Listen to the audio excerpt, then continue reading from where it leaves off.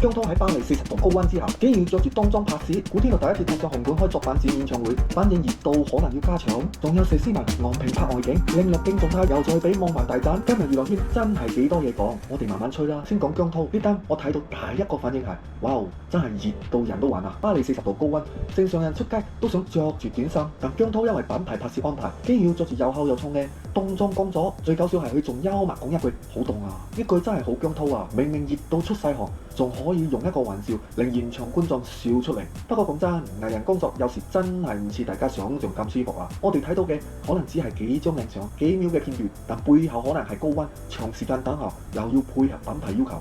最難得係佢完成工作之後，見到 fans 仍然有打招呼，仲提醒大家要注意防暑。呢個位我覺得幾加分啊！因為一個藝人紅幕當然要睇作品同人氣，但細節位往往先最容易睇到佢係點樣對待支持自己嘅人。講完姜濤就要講古天樂啊！古天樂今次真係幾大件事啊！因為佢將會喺第一次踏上紅館舉行個人作品展演唱會啊！對好多歌迷同影迷嚟講，呢個真係一個幾特別嘅時刻。大家平時講古天樂，可能第一時間諗起電影啊、慈善啊、香港電影幕後推動者，但今次係用演唱會嘅形式去回顧佢多年嘅作品啊！我覺得呢個概念幾有意思啊！因為古天樂唔止係一個演員，佢其實已經變成香港娛樂圈其中一個好重要嘅符號。尤其近年《九龍城寨之圍城》入邊嘅龍捲風啊，又令好多觀眾重新感受到佢嗰種江湖味同壓場感啊！而家朱雲峰仲話反應好熱烈啊，唔排除研究加長啊！咁就證明一件事，觀眾唔係唔支持港星，只係人物夠份量，內容夠吸引，大家其實都願意入場嘅。講開 TVB 同朋友互動，洪永城同黃翠如呢單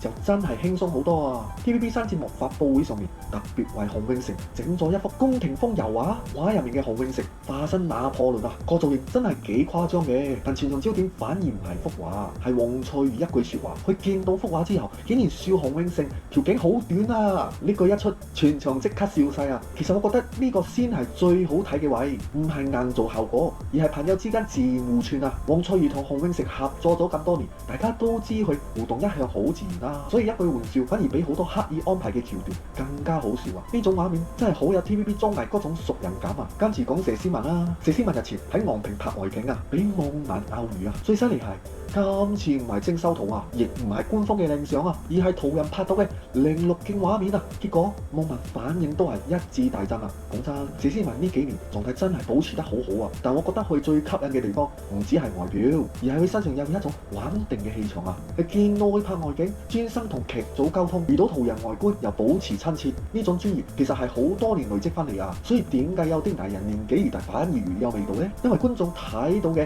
唔止係皮膚狀態啊，而係一路走過嚟嘅底氣啊！佘詩曼就係呢種例子啊！另一單關於資深藝人嘅近況就係狄龍啊！最近狄龍一張相喺網上流傳啊，因為相入邊睇起嚟有少少疲倦啊，所以唔少影迷都開始擔心佢嘅身體。其實呢啲狀況而家好常見啊！一張相、一個角度、一個表情就好容易引起好多猜測。好彩譚俊彥之後都有親自回應，話爸爸只係長途舟車勞頓啊，所以睇起嚟比較攰咯。身體狀況其實一直都良好。聽到呢個回應，我相信好多影迷都放心啲。狄龍係好多觀眾心目中嘅一代男神啊！大家關心佢都係因為有感情，但有時見到一張相真係唔好太快下判斷啊！等家人或者當事人回應會比較穩陣咯。講到演唱會，郭富城都有新消息啊！郭富城親自證實12月會喺啟德體育園開大型演唱會啊！啟德場館本身已經好有話題啊，加上郭富城呢個級數，估計到時一定好熱鬧哦。不過我反而留意到另一位啊，就係講到佢嘅太太方媛參與內地綜藝時態度都幾大方啊！佢話一直都支持太太發展自己嘅事業，覺得每個人都應該有追求工作嘅自由。呢句其實幾重要啊，因為娛樂圈夫妻好多時候最容易俾外界放大檢視啊。但郭富城今次回應得好穩啊，唔係避開話題，亦唔係講得好公式化，而係清楚表態支持太太。有時夫妻之間最重要嘅唔係對外講幾多甜言蜜語，而係關鍵時候願意企出嚟撐對方啊。呢個位我覺得郭富城做得幾好啊。好，前面呢幾單都算係比較重點啊。有巴黎高溫下嘅姜濤，有第一次踏上紅館嘅古天樂，亦有佘詩曼同狄龍呢啲大家熟悉嘅港星近況啊。接落嚟仲有幾單都值得講嘅，包括王祖賢美國街頭俾偶遇，麥德鐘康復後公開現身，仲有陳曉華再回應緋聞啊！我哋繼續啦。講開家庭，古巨基最近接受訪問啊，有一句説話我幾中意嘅，佢話而家最自豪嘅身份已經唔係歌手啊，亦唔係演員啊，而係爸爸啊！仲話之後如果大型巡迴撞正陪屋企人，家庭一定排第一。我覺得古巨基真係變咗好多，以前成日覺得佢工作行先，而家開口埋口都係屋企人。不過都正常嘅，人去到唔同階段，睇重嘅嘢自然都唔同啦。如果係你又會揀工作定陪屋企人啊？講到好耐冇露面嘅王祖賢最近又俾網民喺美國街頭偶遇啦。最神奇嘅係每次見到王祖賢都唔係官方活動，全部都係路人偶遇，但每次都可以衝上熱話。我睇翻啲相，真係冇咩修圖啊，打扮亦都好簡單。不過呢種氣質真係好難模仿啊！有啲網民仲話，一見到佢就即刻諗翻以前香港電影黃金年代啊！呢種回憶殺真係冇得輸啊！另一位大家都關心嘅就係馬德鐘啊。之前知道佢入院休養，其實唔少 fans 都幾擔心嘅。好在而家公開現身，仲話自己已經康復咗8、9成啊！最搞笑係佢自己都話坐唔住啊，所以提早開工。不過醫生叫休息都係要聽話嘅，始終身體最重要。見到佢精神唔錯，我相信 fans 都放心晒。至於陳曉華，緋聞又俾人拎出嚟講啊。不過今次佢回應得幾直接，佢話現階段最重要嘅係拍劇，專心做好自己嘅工作。其實娛樂圈真係好得意㗎，合作一次就會傳緋聞，合作2次又再傳，所以有時當事人都回應到有啲攰啦。與其日日估人拍拖，我反而更加期待佢下一套劇會有咩新角色呢？講到飛上日志兒，就發生咗一件幾搞笑嘅事啊！朱曼紅之前唔小心撞到大祖兒啊，搞到對方翻咗少少牙，好彩大家都冇鬧。朱曼紅仲即刻話醫藥費我負責。我反而覺得做人最重要嘅唔係犯唔犯錯，而係出事之後肯唔肯負責。而今次成班演員仲可以繼續有講有笑，證明大家嘅關係都真係唔錯嘅。講埋郭海瑩啊，佢最近分享咗愛女參加畢業舞會嘅照片啊，真係一轉眼，以前大家睇郭海瑩拍劇，而家連個女都已經咁大個啦。唔少網民都話林天佑真係遺傳晒爸爸媽媽嘅優點啊，氣質都幾出眾。其實睇呢啲新聞都有種時間過得好快嘅感覺，好多我哋一路睇住嘅藝人，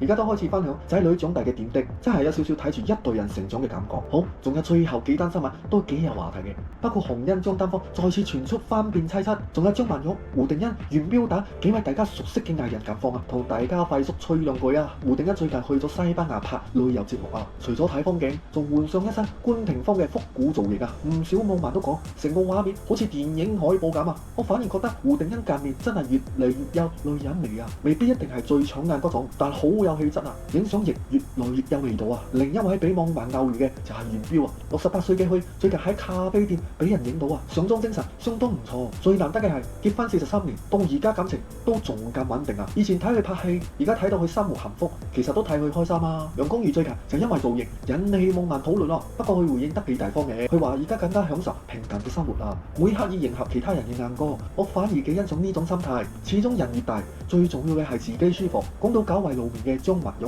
最近分享咗一段工作日常啊，由朝早忙到夜晚11點啊，但最吸引我嘅反而唔係工作啊，係佢坐喺地下同愛犬玩嘅一幕啊，完全冇繪聲架子，有時越係自然反而越有魅力啊！洪欣同張丹芳又傳翻面，其實講真啊，呢對夫妻每隔一段時間就會傳一次啊，今次因為互動唔多，又再引起討論啊，之後張丹芳就分享父子合照，不過網民就翻成兩派，有人話其實證明冇事，亦有人話一張相代表唔到啲咩，究竟真相係點？可能只有當事人最清楚。最後想講埋蘇海南最近涉及推廣非法賭博網站啊，俾警方拘捕調查，案件而家仲查緊啊，所以最後結果點樣，仲要等警方進一步公佈。不過反而想講另一樣，而家好多藝人 KOL 都會接廣告合作啊，但有啲合作真係唔可以淨係睇酬勞啊，涉及法律問題，接之前一定要了解清楚啊，否則到最後代價可能比想象中更大啊！好啦，今集娛樂吹水就同大家傾到呢度啊！如果你中意呢種形式，記得留言話我知啊！另外，如果想睇更加完整嘅娛樂新聞，記得訂閱我嘅 channel 啊！我每日都會喺社區更新最新嘅娛樂文章啊！有啲新聞未必會拍成影片，但都會持續更新。最後都想問下大家，今集10幾單新聞入邊，邊一單最令你意外呢？歡迎留言，我都會入去同大家一齊吹下水。我哋下集娛樂吹水再見啦！